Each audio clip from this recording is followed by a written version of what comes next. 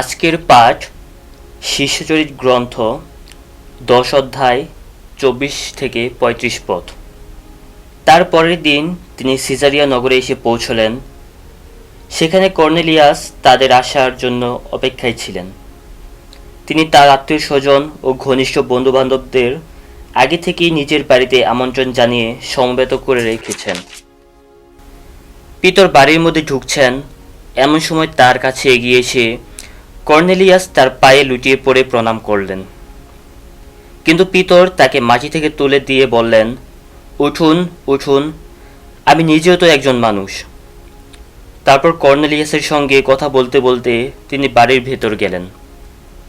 তিনি দেখতে পেলেন সেখানে বেশ কিছু লোক জমায়েত হয়েছে।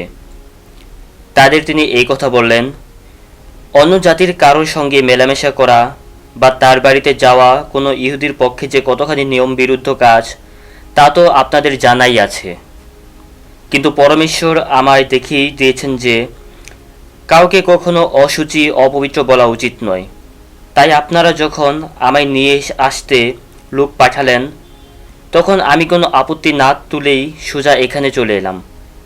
এখন আমার প্রশ্ন, আমাকে এখানে নিয়ে আসা হলো কেন?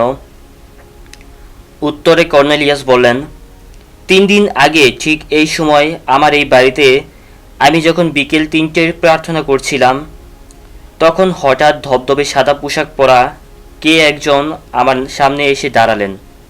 তিনি বললেন, কর্নেলিয়াস, পরমেশ্বর তোমার প্রার্থনা শুনেছেন। তুমি যে অনেককে সাহায্য করেছ তাও মনে রেখেছেন। তাই জাফাই লোক পাঠিয়ে তুমি এখন সিমন, যার অন্য একটি নাম পিতর, তাকে এখানে নিয়ে আসার অনুরোধ জানাও। সে এখন অতিথি হিসাবে রয়েছে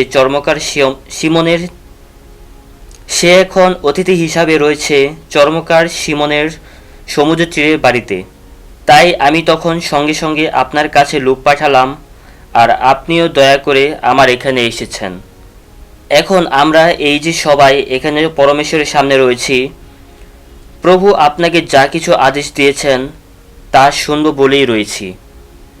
পিতর তখন বলতে শুরু করলেন, এখন আমি বুঝতে পারছি পরমেশ্বর সত্যি কারো প্রতি কোনো পক্ষপাত করেন না, বরং যে কেউ তাকে সম্ভ্রম করে ধর্মাচরণ করে, তার জাতি যাই হোক না কেন, সে তার অনুগ্রহের পাত্র হয়।